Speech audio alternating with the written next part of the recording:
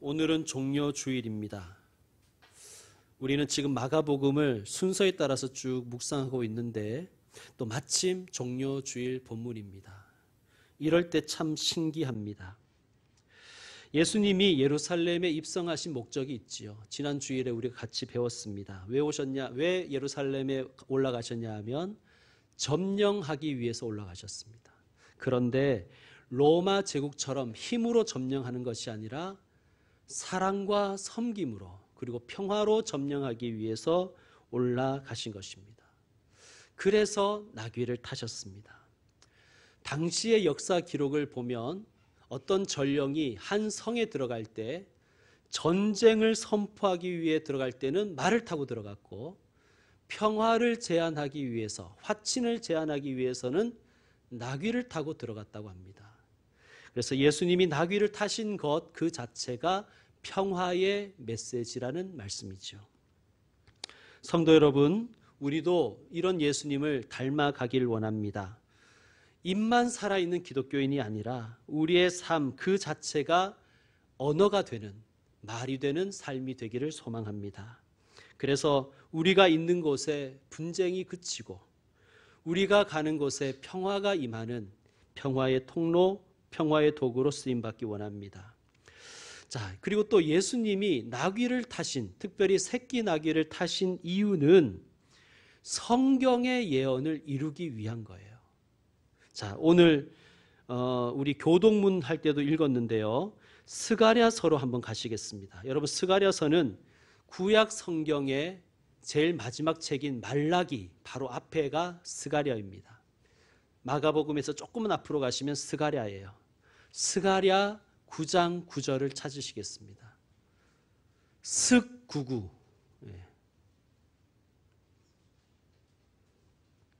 자, 찾으셨습니까? 1321쪽쯤에 있습니다. 구약성경.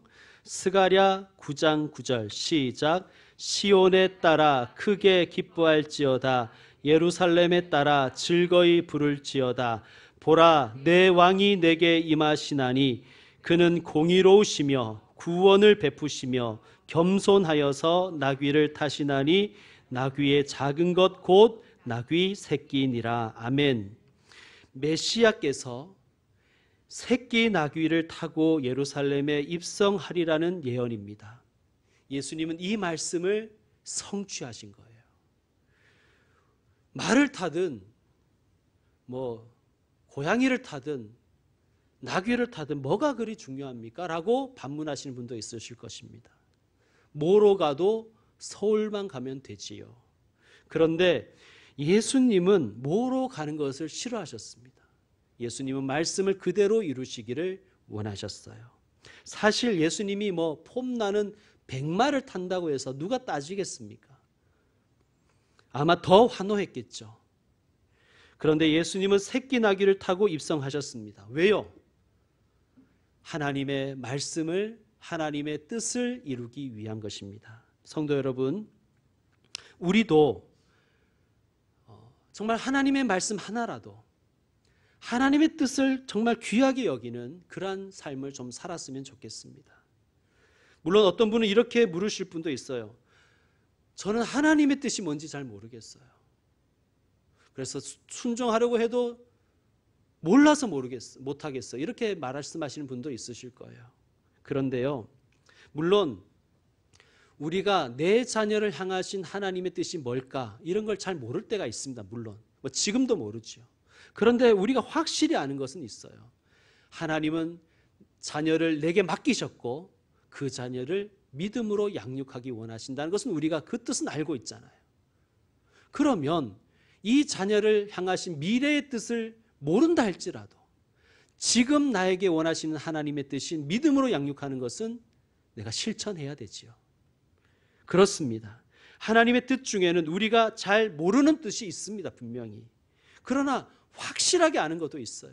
살인하지 말라, 부모를 공경하라, 미워하지 말아라, 거짓 증거를 하지 말아라, 간음하지 말아라, 탐내지 말아라, 서로 용서해라, 서로 사랑해라.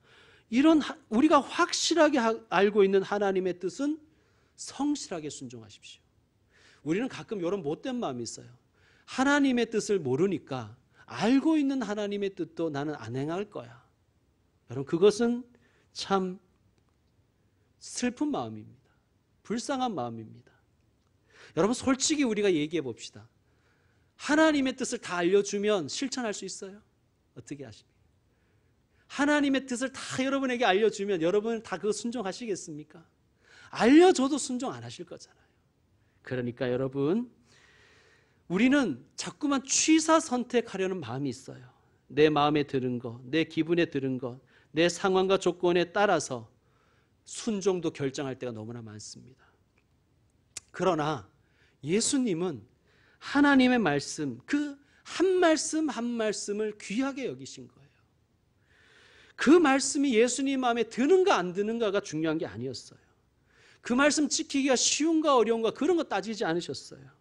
예수님은 아버지 하나님의 말씀이 하나라도 땅에 떨어지지 않기를 원하셨어요. 그래서 그 일에 자신을 바치신 것입니다. 여러분, 하나님의 뜻이 뭔지 잘 몰라서 힘드십니까? 그럴 때는 이렇게 질문하십시오. 스스로에게. 지금 중요한 것이 뭐지? 앞으로 중요한 거 말고 지금 중요한 게 뭐지? 그것을 물으십시오. 그것이 기도입니다. 하나님, 지금 중요한 것이 무엇입니까? 그래서 그 뜻을 사랑하고 실천하는 제자가 되시길 바랍니다. 다시 본문 마가복음 11장으로 돌아오시면 예수님이 여리고를 거쳐서 예루살렘으로 올라오고 있으셨어요. 그러니까 마가복음 10장 45절 이하에 보시면 46절 이하에 참고하시면 여리고를 거쳐서 예루살렘으로 올라오신 것을 알 수 있습니다. 제가 주석을 찾아보니까요, 여리고라는 도시는 해발 마이너스 200m쯤에 위치해 있어요. 그러니까 해수면보다 낮은 곳이에요. 예루살렘은 고지대인데 해발 800m쯤에 있습니다. 저도 성지순례 때 여리고는 둘러보지 못했지만 여리고 부근에서 예루살렘으로 이렇게 올라오는 길을 버스를 타고 올라온 기억이 있습니다. 굉장히 가파라요. 메마르고 가파릅니다. 뭐 동네 등산하는 그런 느낌이 아니에요. 여러분, 얼마나 힘드셨겠어요. 해발 1,000m, 그러니까 1,000m로 올라오셨다니까요. 이 가파른 그 길을 향해서 오르막으로 1,000m를. 얼마나 육신적으로 피곤했겠습니까? 육신만 피곤하신 것이 아니라 예수님의 마음도 심리도 심적으로도 불편한 것이 많았어요. 제자들이 말을 그렇게 안 들었잖아요. 그리고 예수님이 나중에 겟세마네에서 기도하신 것을 우리가 기억할 때 예수님은 마음이 많이 괴로우셨어요. 자, 육신적으로 힘들고 심적으로 괴로우면 일단 숙소로 먼저 가야 되잖아요. 그런데 예수님 뭐부터 하십니까? 나귀 타고 입성하십니다. 그러니까 하나님의 뜻이 먼저였다는 거예요. 하나님의 말씀을 실천하는 게 먼저였다는 거예요. 내 육신과 내 심리적인 그런 케어도 중요하지만 하나님의 뜻을 먼저 받들었다는 것입니다. 또 오늘 말씀 우리가 읽었지만 예수님이 입성하실 때 무리들이 막 열렬히 환영했지 않습니까? 막 호산나 호산나 막 소리 지르고 나뭇가지 흔들고 옷을 펴서 길에 깔고 뭐 난리도 아니었습니다. 자, 여러분이 이런 엄청난 환호를 받는 예수님이라고 생각해 보십시오. 엄청난 환호와 함께 어디로 가고 싶으세요? 왕궁에 가야죠. 경복궁으로 이렇게 가야 되지 않습니까? 근데 예수님은 어디로 가셨습니까? 11절 말씀을 보니 예수께서 예루살렘에 이르러 왕궁에 들어가신 게 아니라 성전에 들어가사 모든 것을 둘러보시고 성전으로 가셔서 둘러보셨습니다. 여러분, 예수님은 가야 할 곳에 가신 거예요. 가야 할 곳에 가시니 봐야 할 것이 보이는 거예요. 가야 할 곳에 가셔서 봐야 할 것을 보셨습니다. 성전이 얼마나 병들었는지를, 이 성전에서 기도하는 사람과 예배하는 자들이 얼마나 병들었는지를 예수님이 보시고 나중에 우리가 살펴보겠지만 성전을 청결케 하시죠. 여러분, 몸이 피곤하고 마음이 힘들어도 가야 할 곳에 가시길 바랍니다. 가야 할 곳에 가면, 와야 할 곳에 오면 할 일이 보이십니다. 답은 현장에 있습니다. 여러분 몸이 얼마나 피곤하고 마음이 힘드신지 충분히 이해합니다. 그러나 예수님보다 고단하고 힘드셨겠습니까? 여러분 또 예수님은 환호를 받으셨잖아요. 막 엄청난 지지를 받으셨습니다. 그래도 예수님은 자기가 가야 될 곳에 가신 거예요. 그리고 해야 할 일을 하시는 거예요. 여러분 우리가 환호 받을 때, 지지 받을 때, 혹은 반대로 격렬한 반대를 당할 때, 핍박당할 때, 그때도 가야 할 곳에 먼저 가시길 바랍니다. 그것이 하나님의 뜻입니다. 여러분 많은 이야기를 할 수는 있지만 한 가지만 얘기 드리면 우리는 예배자지요. 우리는 예배자로 부름 받았잖아요. 어쩔 때는 우리가 가는 이 길이 환호받고 지지받을 때도 있지만 반대받을 때도 있습니다. 분명합니다. 개인 자기 스스로도 누군가 타의에 의해서도. 그때도 여러분 내가 성전인 것을 잊지 마십시오. 우리가 교회인 것을 잊어서는 안 됩니다. 가야 할 곳에 가시면 해야 할 일이 보이실 것입니다. 자, 11절 뒷부분을 보시면 이렇게 되어 있죠. 때가 이미 저물매 12 제자를 데리고 베다니에 나가시니라. 자, 예수님이 이제 저녁이 돼서 어떤 메시아 왕국 발대식에 참여하신 것도 아니고요. 환영 만찬에 참여하신 것도 아니고 어디로 가셨냐 하면 베다니로 가셨어요. 베다니. 여러분 혹시 성경 지식 있는 분들에게 한번 묻습니다. 베다니에는 누가 살고 있었습니까? 베다니에는요, 예수님이 가장 사랑하셨던 남매들이 살고 있었어요. 나사로, 마르다, 마리아 남매가 베다니에 살고 있었어요. 예수님은 그전에도 예루살렘에 오시면 자주 언제나 나사로의 집에서 마르다와 마리아와 함께 시간을 보내시며 교제 나누셨어요. 예수님이 그 남매를 너무 사랑하셨어요. 그 집을 너무 사랑하셨어요.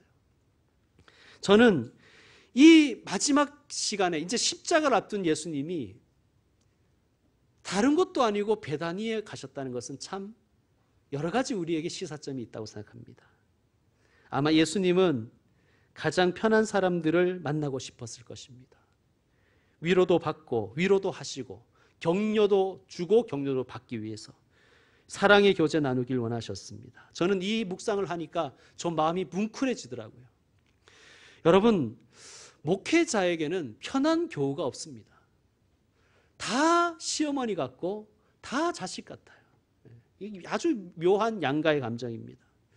목사님, 저희 부부는 편하게 대하셔도 됩니다. 그렇게 말해주시는 분들이 계셔서 참 고맙습니다. 그런데 정말 편한 사이가 되었으면 좋겠습니다. 편하게 교제 나눌 수 있는 교회가 되었으면 좋겠습니다. 코로나가 속기 종식되어서 우리 교회는 좀 담백하게 교제 나눴으면 좋겠습니다. 목사님의 의도가 뭘까? 저분의 의도가 뭘까? 이런 거 생각하지 말고 있는 그대로 격려하고 격려받고 위로하고 위로 나누는 그러한 아름다운 교회가 되었으면 좋겠습니다.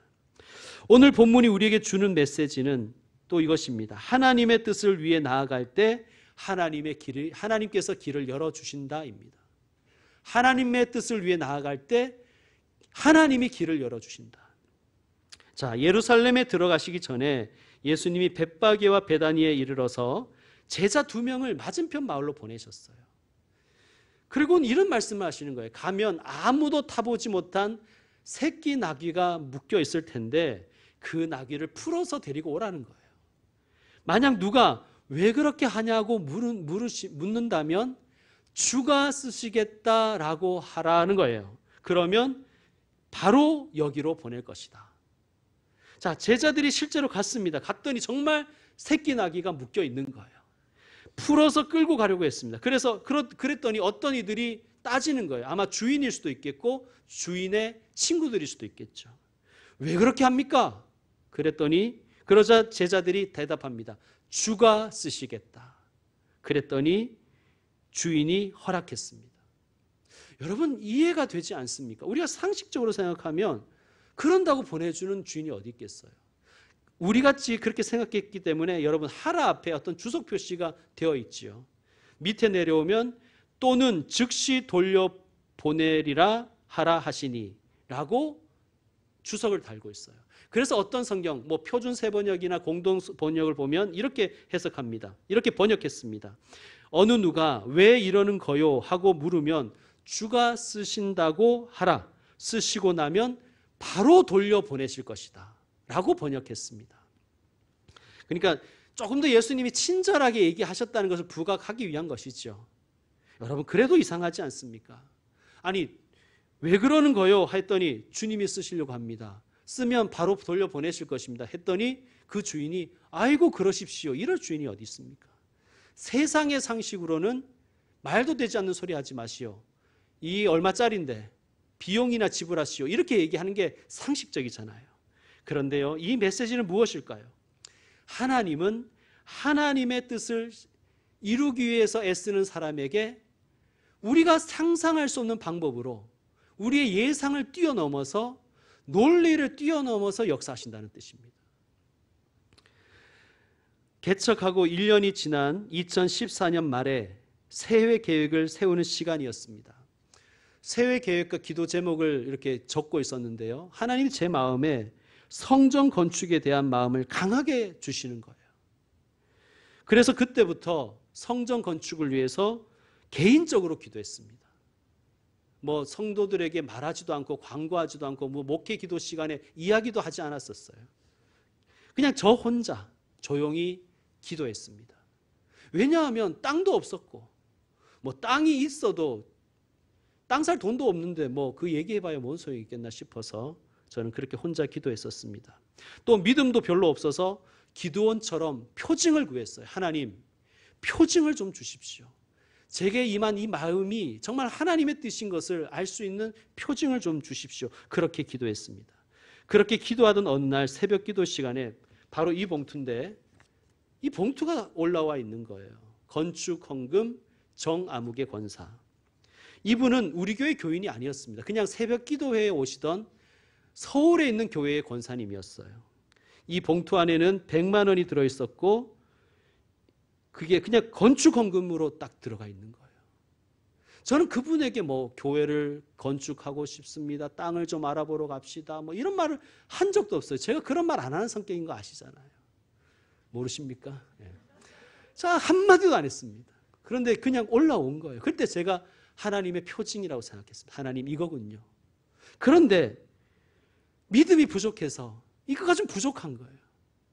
하나님 한 가지만 더 보여주십시오. 한 가지 표징만 더 보여주십시오. 그렇게 기도했습니다. 며칠 후에 당시 우리 교회가 여기서 한 50m 떨어져 있는 그 상가에 있었습니다.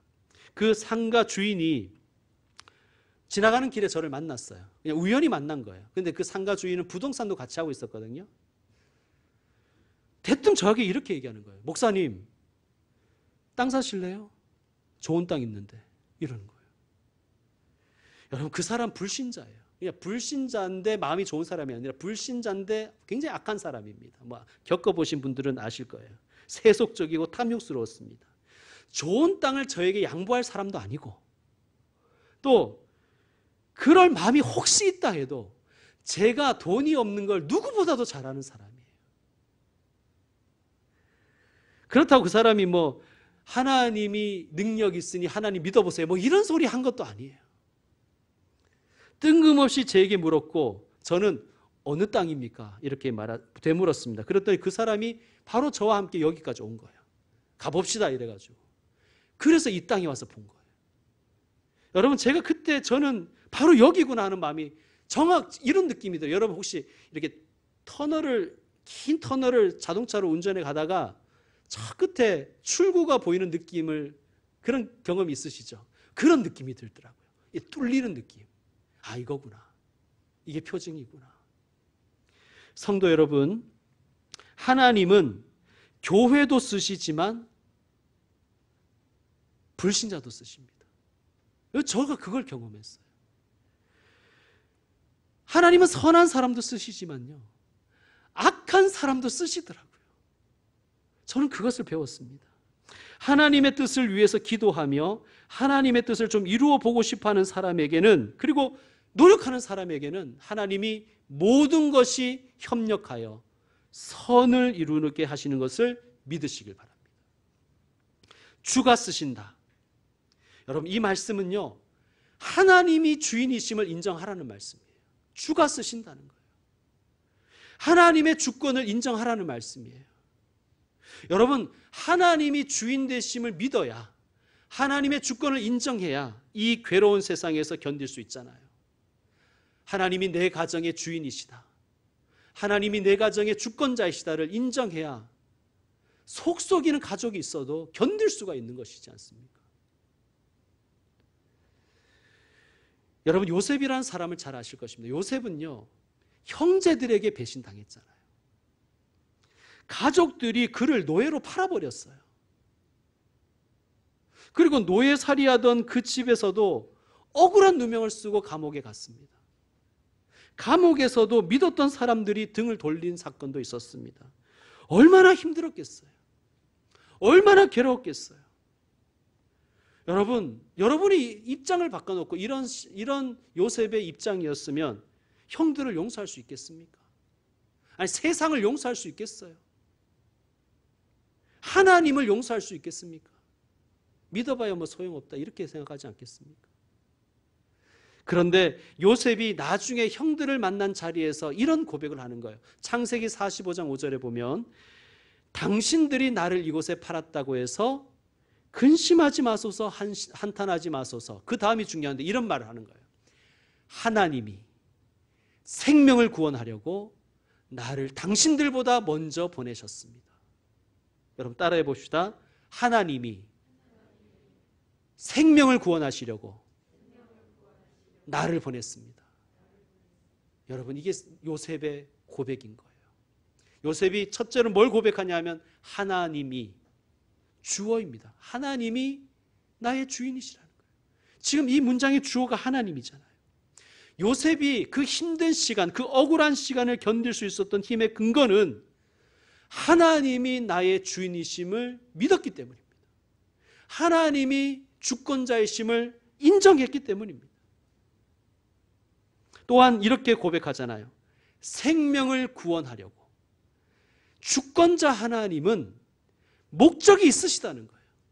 그러니까 요셉이 주권자 하나님을 인정하는 삶 속에서 깨달은 게 있는데, 하나님이 내게 주신 고난에 이유가 있구나 하는 거예요. 몰랐는데 나중에 알게 되었습니다. 아, 생명을 구원하기 위한 것이구나. 그리고 이렇게 이야기하죠. 나를 당신들보다 먼저 보냈습니다. 당신들이 나를 팔아먹은 것이 아니라 하나님이 나를 당신들보다 먼저 보낸 것입니다. 자, 하나님의 주인 되심을 인정하고 살아갔더니 하나님의 목적을 발견하는 거예요. 하나님의 주인 되심과 하나님의 목적을 믿으니까 자신의 삶이 해석이 되는 거예요. 자기가 당한 고난이 해석이 되는 거예요. 그때는 이유를 몰랐었습니다. 사랑하는 성도 여러분, 하나님의 주권을 인정하고 하나님의 목적을 믿으시길 바랍니다. 믿는 사람은 기꺼이 낙이 새끼를 탈 수가 있는 거예요. 왜 나한테 낙이 새끼 타라고 그러냐? 내가 돈이 없지 가오가 없냐? 막 이러면서 예루살렘 점령하고 있는 저 로마에게 뭔가 좀 뻔때를 보여줘야 되지 않냐? 낙이 새끼가 뭐냐? 말을 줘야지. 백마 타야지. 이럴 수 있잖아요. 근데 낙이 새끼 타라는 하나님의 말씀에 순종할 수 있는 거예요. 왜? 하나님이 주권자이시고 하나님께 목적이 있음을 믿기 때문입니다. 저 같으면 새끼 나귀는 좀 하나님 곤란하지 않습니까? 그래도 나귀는 그냥 큰 나귀 하나 주십시오. 일 잘하는 나귀 하나 주십시오. 아마 그렇게 기도했을 텐데, 예수님께 하나님이 원하시는 것은 한 번도 사람을 태워본 적이 없는 새끼 나귀를 타라는 거예요. 예수님이 순종하시는 거예요. 왜 순종하셨을까요?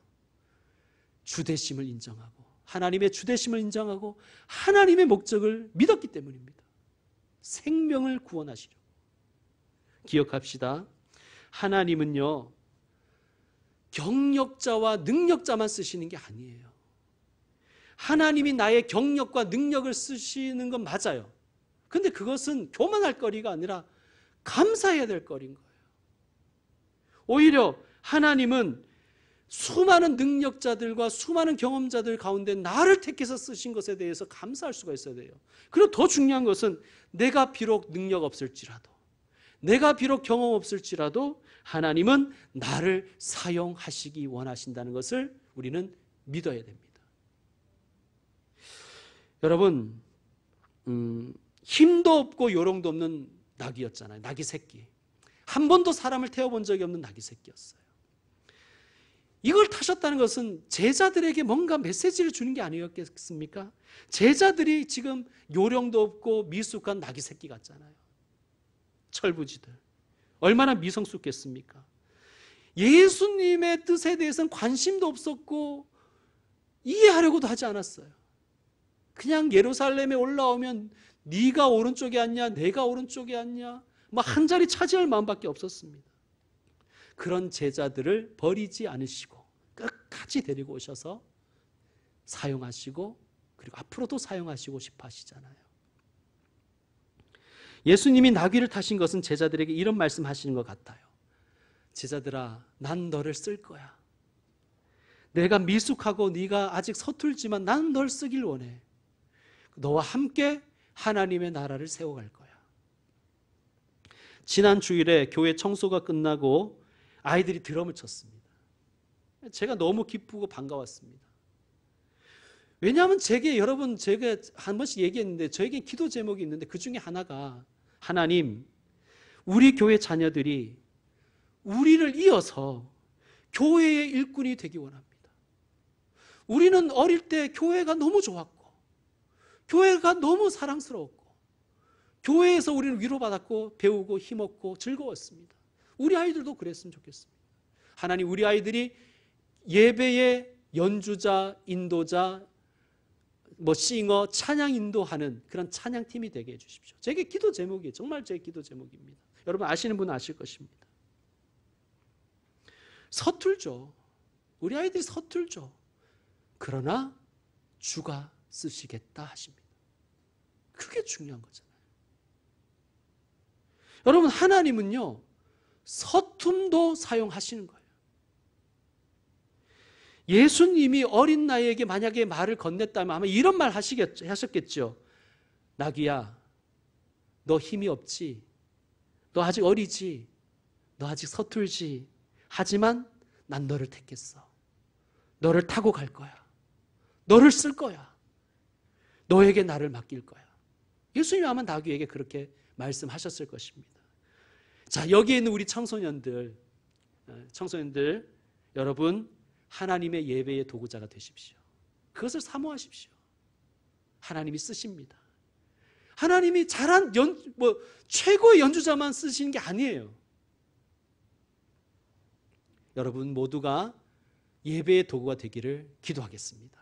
우리 어른들도 축복해 주시길 바랍니다. 지원해 주시길 바랍니다. 자, 예수님이 타신 새끼 나귀, 처음엔 서툴었겠죠. 얼마나 서툴었겠습니까? 한 번도 사람을 태워본 적이 없으니까. 그런데 계속 서툴진 않았겠죠.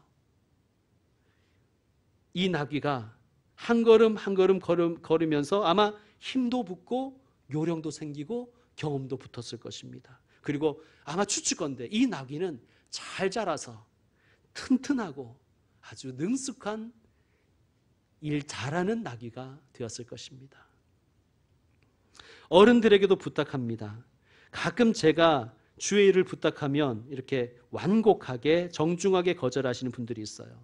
저는 못해요, 목사님. 아직 한 번도 해본 적이 없어요. 그리고 할 생각도 별로 없습니다. 물론 겸손하셔서 그런 것 잘 알고 있습니다. 그런데요, 경험 없다고, 능숙하지 않다고 두려워하지 마십시오. 누가 여러분을 택했습니까? 하나님이 택하셨어요. 여러분은 주님의 종이잖아요. 여러분, 종은요, 힘 있다고, 경험 있다고 교만해서도 안 되고요.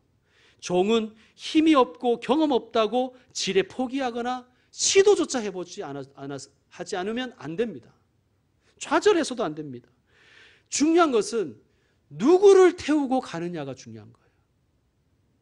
누구를 모시고 가느냐, 그것을 여러분 생각을 하셔야 됩니다. 능력과 지혜는 내게 있는 것이 아니라 주님께 있습니다. 능력 없으십니까? 능력 주시는 하나님께 구하십시오. 지혜 없으십니까? 지혜를 주시되 후히 주시는 하나님을 믿고 구하십시오. 예수님을 모시고 가는 주의 종, 부족하면 채워주시지 않겠습니까? 약하면 강하게 하시지 않겠습니까? 너희는 오직 그의 나라와 그의 의를 구하라. 그리하면 어떻게 하신다고요? 이 모든 것을 너희에게 더하시리라. 이 말씀을 믿으신다면 주의 일에 적극적으로 참여하시는 주의 종들이 되시기를 축원합니다. 말씀 마무리하겠습니다. 우리 교회에 요양원을 경영하는 가정이 있어요. 여러분, 제가 이래봬도 그 요양원의 운영위원입니다. 잘 모르셨겠지만 운영위원회가 며칠 전에 있었어요. 여러 회의를 쭉 하고 있는데요. 아마 제가 오늘 설교를 준비하고 있어서 그런 마음이 들었는지도 모르겠지만 뜬금없이 갑자기 제게 이런 마음이 들고 이런 기도가 나오더라고요. 하나님, 김포 미가 요양원을 하나님의 나귀로 사용해 주십시오. 여러분, 어디 김포 미가 요양원 뿐이겠습니까? 여러분과 여러분의 일터를 하나님이 나귀로 사용하시기를 축원합니다. 라임 영수학원도 하나님께서 나귀로 사용하시리라 믿습니다. 윤상건설도, 코튼코리아도, 또 강산엔텍도 하나님께서 나귀로 사용해 주시길 원합니다. 여러분, 따라합시다. 나를 나귀로 쓰십시오. 나귀라도 좋습니다. 이런 고백이 우리에게 있어야 되지 않겠습니까? 하나님, 나를 나귀로 써주십시오. 나귀로 사용해 주십시오. 그래서 저를 타고 가십시오. 주님, 우리 가정을 주님 사용하시고 우리 가정을 타고 가십시오. 주님, 우리 교회를 타고 가십시오. 그렇게 기도하고 그렇게 열망하고 그렇게 순종하는 주님의 종들이 다 되기를 주의 이름으로 축원합니다. 기도하겠습니다. 이 시간 이 기도는 저를 한번 따라서 같이 기도하겠습니다. 저를 따라 기도합시다. 주님, 아직 서툴고 경험도 없고 능력도 부족합니다. 그래서 두렵습니다. 하지만 하나님의 뜻을 받들어 한 걸음 한 걸음 걸어가겠습니다. 예수님을 등에 태우고 뚜벅뚜벅 걸어갔던 그 어린 나귀처럼 주님, 저를 타고 가십시오. 우리 가정을 타고 가십시오. 우리 교회를 타고 가십시오. 나를 나귀로 사용하옵소서. 예수님의 이름으로 기도드립니다. 아멘.